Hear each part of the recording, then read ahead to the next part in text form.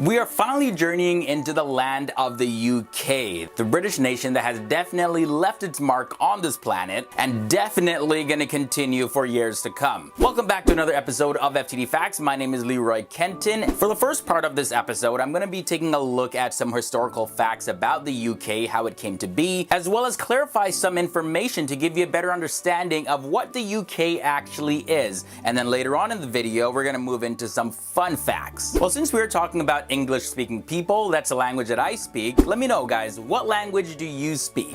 The United Kingdom, commonly referred to as the UK, is made up of 4 countries: England, Scotland, Wales, and Northern Ireland. The United Kingdom is considered a constitutional monarchy with a parliamentary system of governance. The monarch, of course, is Queen Elizabeth II, and she's reigned since the 6th of February 1952, and the capital city of the United Kingdom is London. The origins of the United Kingdom can be traced back to the time of the Anglo-Saxon king Athelstan, and early on in the 10th century he managed to get the allegiance of neighboring Celtic kingdoms, and that's when he began to rule over several kingdoms that previously before several kings used to share amongst themselves. The United Kingdom is the most recent of the sovereign states that have been established by Great Britain. A treaty was signed in 1707 that united England and Scotland, and that became a unified kingdom of Great Britain.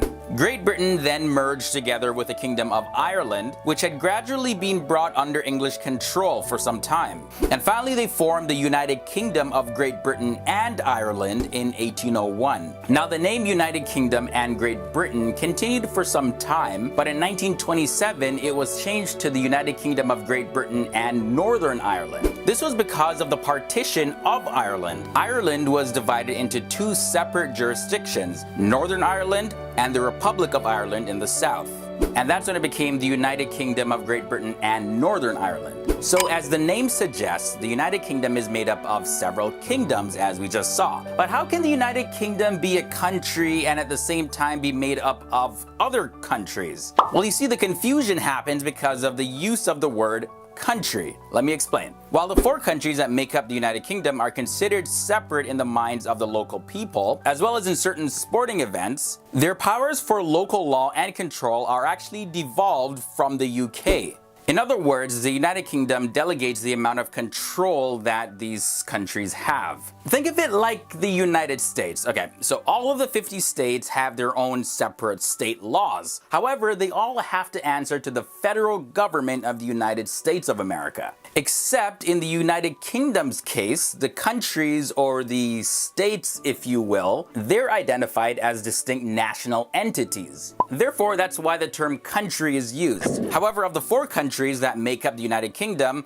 England is the only country that doesn't devolve any powers from the UK. Instead, England actually operates directly under the UK government. This is also emphasized in the fact that London is the capital of England as well as it's the capital of the United Kingdom. The term Great Britain refers to the large island that is made up of England, Scotland, and Wales. More confusion happens now because the United Kingdom and Britain are commonly used as synonyms around other parts of the world. But to make sure that you remember this a lot easier and to keep it simple, just remember this following breakdown. We have the UK. The UK is a country that's made up of the following countries: England, Scotland, Wales, and Northern Ireland. Great Britain, on the other hand, is only the body of land that makes up England, Scotland, and Wales. England is just the part of the body of land that the country of England occupies. In using the term British, it can refer to anywhere in the UK. British people, or Britons, are citizens of the United Kingdom,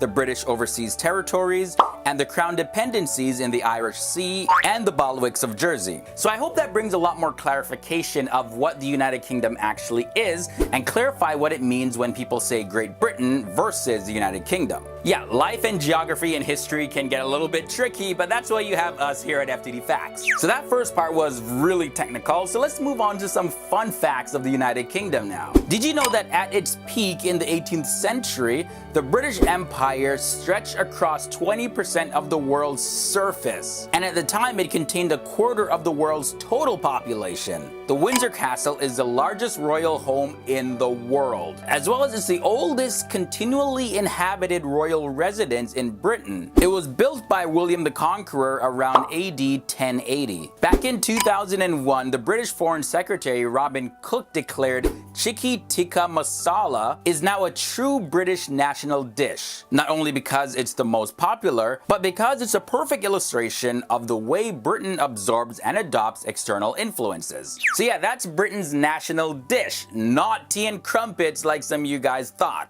The national anthem for the United Kingdom is called God Save the Queen. God save our gracious Queen, long live our noble Queen. And that is because currently right now there is a queen as the monarch. Now when the ruling monarch is a man, the lyrics change to God Save the King. Okay guys, so you see this clock right here? That's known as the Big Ben, right? The Big Ben only refers to the bell on the clock.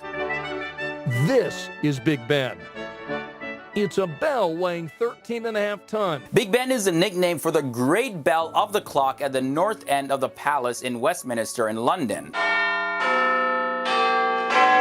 Big Ben is often used to identify the whole entire clock anyways, but in reality, Big Ben is just the bell, guys. Britain is pretty unusual in the sense that it has an unwritten constitution. Now, what does that even mean? Unlike a large majority of the countries on the earth, there's no single legal document that sets out all the fundamental laws on how Britain should work. It's been suggested that the British Constitution can be summed up in these 8 words, and I quote, "What the Queen in Parliament enacts is law." That means that Parliament, using the power of the Queen, when they enact a law, no one else can change that. But with all that said and done, that wraps up this episode of FTD Facts. Thank you guys so much for being here and being awesome and supporting the show each and every single week. And let me know your feedback down below. If you are British, feel free to also jump in and share any more information about the United Kingdom. We all want to learn together. Be sure to hit the like button on this video and subscribe if this is your first time here to keep up to date with facts about everything and everything. This is FTD Facts, what we like to call the new generation of class, school made fun, and I'll see you guys in another episode. Until next time, I'm Leroy Kenton.